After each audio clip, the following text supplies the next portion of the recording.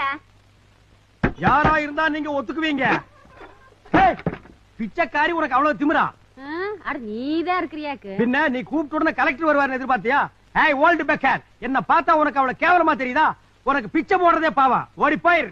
அட தள்ளுறானா? தள்ளுறாவா? ஏய் ஏய் பிச்சை சுரகலே ப்ளீஸ். ஏய் டீசன்ட் இல்ல, டிசிப்ளின் இல்ல. சை சுரகலே, ஏய் பேட் ஸ்மெல். ஏய் ஏய் பிச்சைக்காரி, உனக்கு என்ன தெனா விட்டு இருந்தா எங்க வீட்டு திண்ணையில உட்கார்ந்துட்டு எங்க வீட்டு தூண்ல சாஞ்சிட்டு காலை தூக்கி மேல போடுவேன். எந்திரிச்சு வெளிப்படி.